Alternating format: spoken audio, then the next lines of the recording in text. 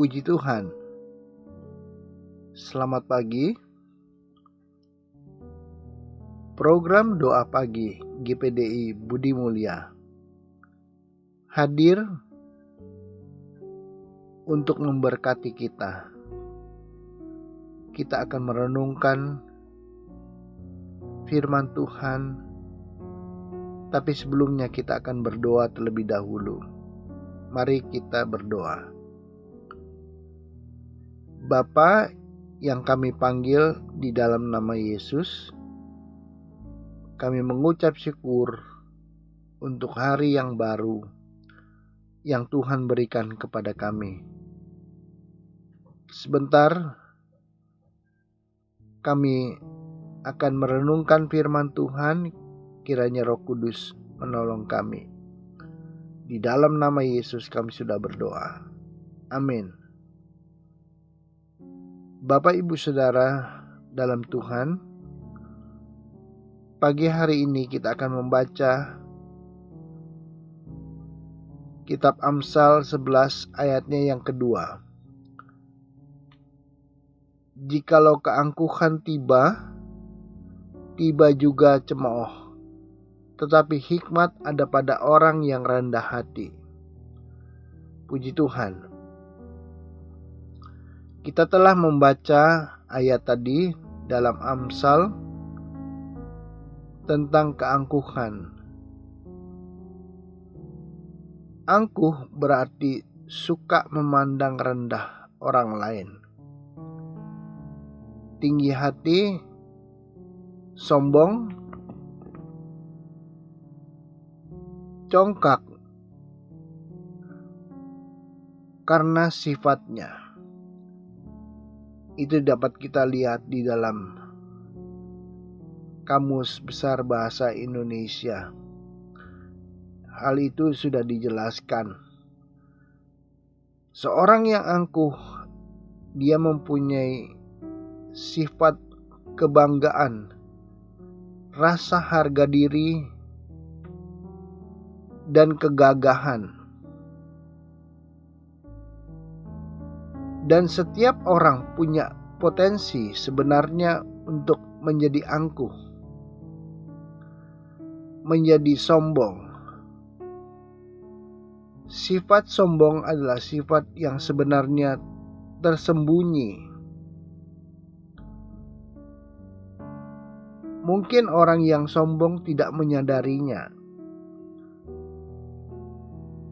Dan orang yang angkuh mungkin tidak menyadari kalau dia diperhatikan oleh orang lain. Sebagai manusia bisa saja kita merasa angkuh, sombong, merasa bangga, merasa gagah, merasa cantik, merasa pintar, atau merasa lebih daripada orang lain. Tetapi kiranya sikap seperti ini harus kita hindari. Sebab akibat dari keangkuhan, kesombongan ialah cemooh. Cemooh berarti ejekan, hinaan, dan cela. Keangkuhan, kesombongan mengakibatkan cemooh. Mari kita tinggalkan rasa sombong, angkuh, dan bangga. Karena semua itu menghasilkan murka Tuhan. Amsal 6 ayat yang ke-16 dan 17. 6 perkara ini yang dibenci Tuhan, bahkan 7 perkara yang menjadi kekejian bagi hatinya. Mata sombong, lidah dusta, tangan yang menumpahkan darah orang yang tidak bersalah. Inilah hal-hal yang dibenci oleh Allah. Karena orang yang dibenci Allah akan mendapatkan hukuman Tuhan dan akhirnya binasa. Binasa berarti tidak ada kesempatan lagi untuk memperbaiki diri. Oleh sebab itu, mari kita belajar dari Yesus untuk bersikap rendah hati. Yohanes 13 ayatnya 14. Jadi jikalau aku membasuh kakimu, aku yang adalah Tuhan dan gurumu, maka kamu pun wajib saling membasuh kakimu. Yesus membasuh kaki bermakna simbolis. Ada arti rohani. Pembersihan rohani. Yesus menyucikan, membersihkan hati mereka. Firman Allah dan Roh Kudus yang menyucikan hati setiap orang percaya. Sebab itu, kekudusan, kebersihan hati harus ada di dalam hidup kita. Yesus membasuh kaki, memberi teladan bahwa murid-murid juga harus saling melayani. Kerendahan hati Yesus dapat kita lihat ketika ia membasuh kaki murid-muridnya. Ini berarti Yesus mau melayani murid-murid. Sebagai murid Tuhan, kita pun harus saling melayani. Oleh sebab itu, kita harus belajar menjadi rendah hati, tidak angkuh. Sebab ada berkat yang disediakan Tuhan bagi orang yang rendah hati. Di dalam firman Tuhan dicatat ada berkat-berkat orang yang rendah hati.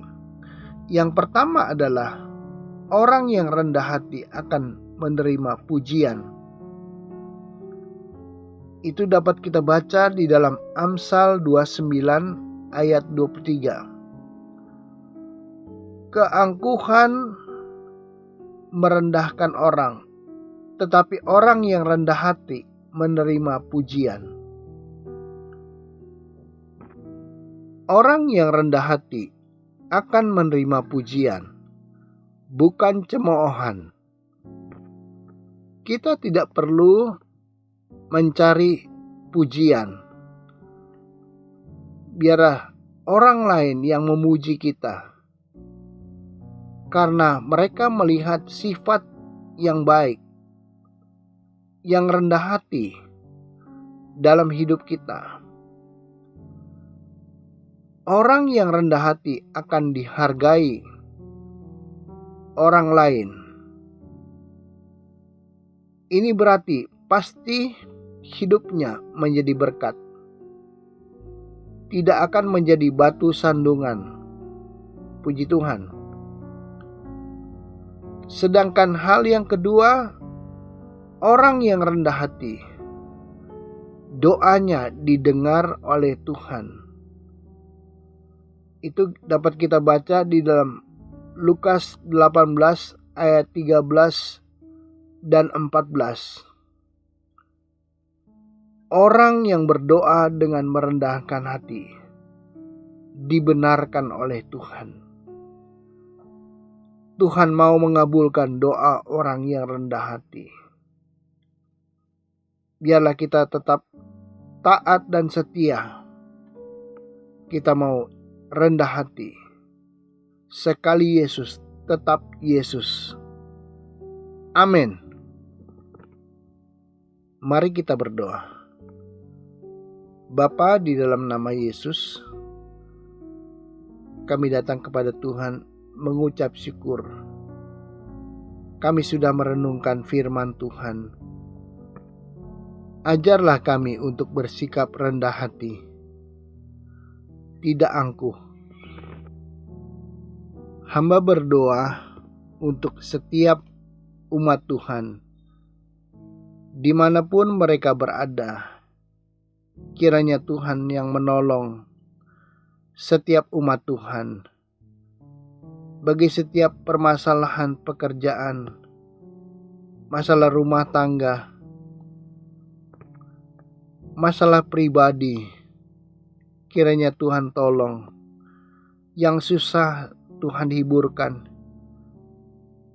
yang mengalami pergumulan Tuhan tolong, yang mengalami sakit Tuhan sembuhkan di dalam nama Yesus, dan Tuhan pulihkan supaya nama Tuhan dipermuliakan. Setiap aktivitas umat Tuhan, kiranya Tuhan berkati, Tuhan tolong, Tuhan menjaga, memelihara, sehingga setiap umat-Mu diberkati Tuhan, baik jasmani maupun rohani. Dan kami akhiri program doa pagi ini hanya di dalam nama Tuhan Yesus Kristus kami sudah berdoa dan mengucap syukur. Amin.